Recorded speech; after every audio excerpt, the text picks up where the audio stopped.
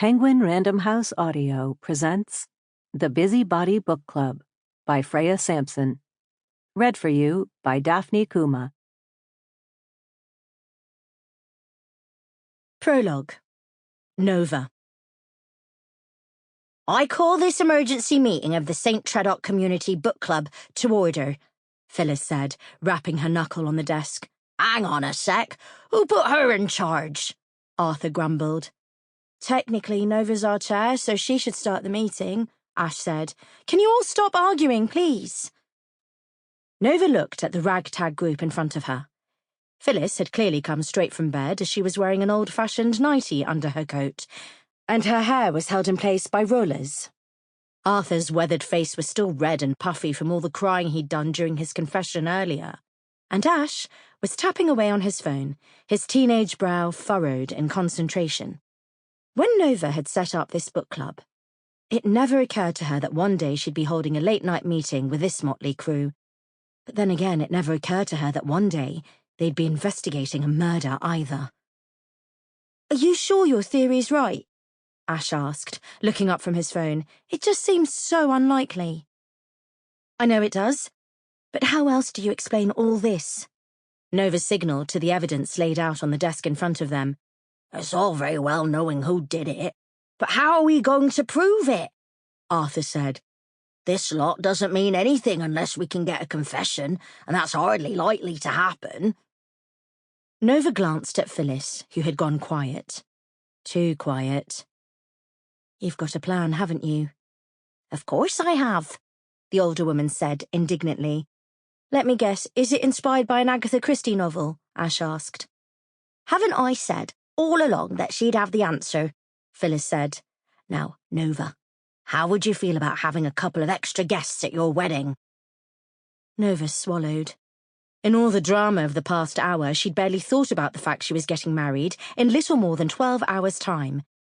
Assuming the wedding went ahead and she wasn't arrested before then, of course. Craig's parents have invited most of the village to the church, so I suppose a few more guests won't make any difference. Excellent. Phyllis turned to Arthur and Ash. I hope you've both got clean suits, because tomorrow we're going to catch a criminal. Miss Marple style. Chapter 1. Nova. 9 days earlier. Nova Davies closed her eyes and thrust her arm into the murky depths. She could feel the chill of the water through her rubber gloves as she groped around, reaching for the body. Any luck? Her colleague Lauren asked behind her. There's something here, but I can't get a proper grip on it. Try and grasp a leg. That might give you something to pull on. Or else the hair.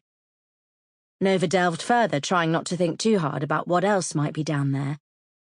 Finally, she managed to close her fingers round a foot, and she yanked her arm back hard, freeing the victim with a loud splash. Got her! She stood up from the toilet and turned round triumphantly, a soggy plastic doll in her hand. Lauren shook her head as she opened the black bin bag she was holding. I bet it was that Darryl Robbins. I saw him lurking round the toilets earlier with an evil smirk on his face, plotting our downfall. The boy's only 6. Here, take Toilet Barbie while I wash my hands. Nova dropped the offending doll in the bag, along with her rubber gloves, and crossed to the sink. Man, we do not get paid enough to deal with this nonsense, Lauren said with a dry laugh. Good thing we love what we do, hey? And thanks for staying to help. No problem. You know St. Tredoc Community Centre rule number 17, never leave a comrade to face a blocked toilet alone. They headed down the corridor together, and Nova stopped outside the small meeting room, sighing when she saw the circle of empty chairs inside. No one's coming tonight, are they? She said. Of course they will. You still have a few minutes. I'm not so sure. There were only 4 people last month, one of whom looked like he'd gotten lost on the way to the pub. Honestly, this book club is a disaster. Don't be so defeatist. I once ran an over-60s yoga class here for more than a year, and it only ever had 1 member, and I don't think he even mastered a downward-facing dog. Now that was a disaster. Nova smiled.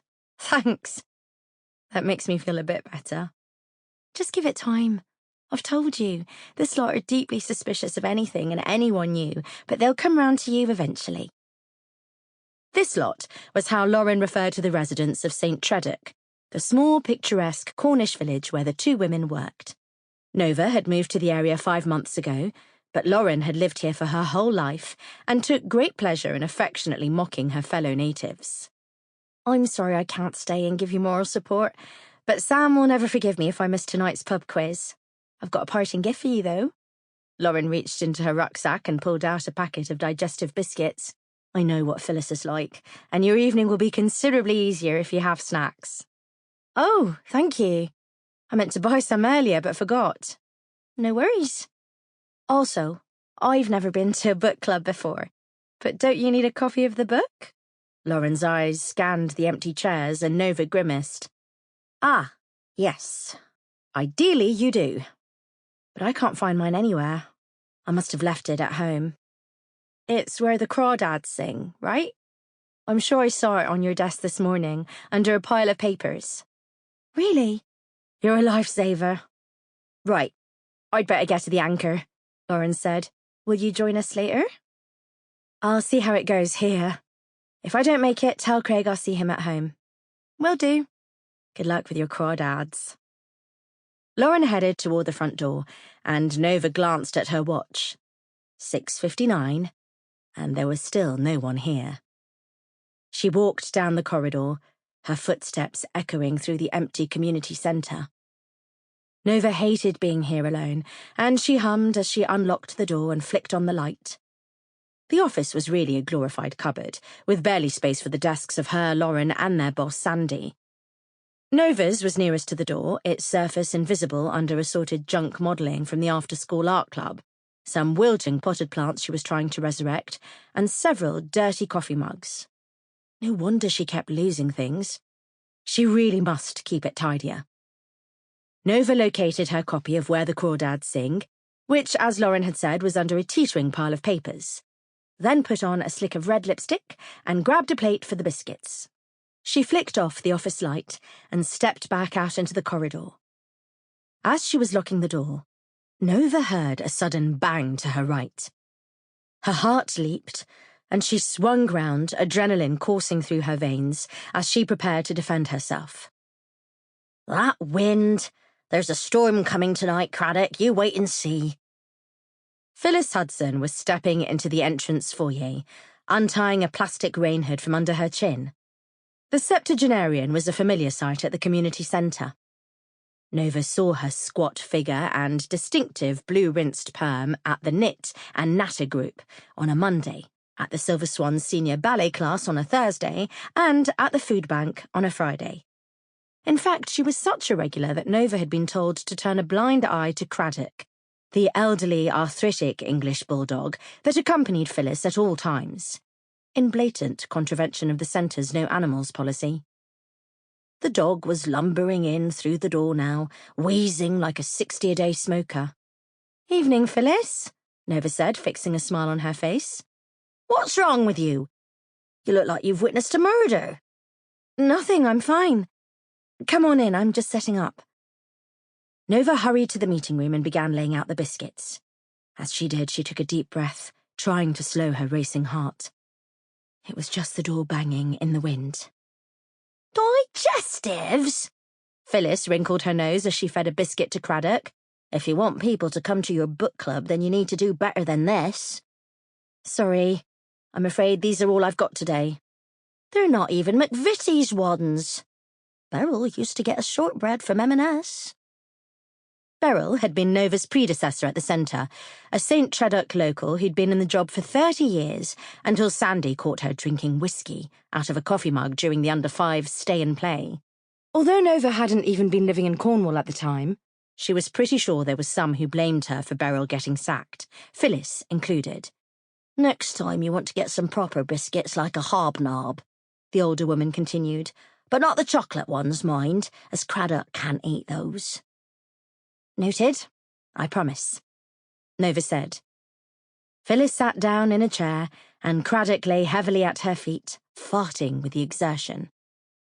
Nova glanced at the clock and saw it was almost 7:05. Please. Sample complete. Ready to continue?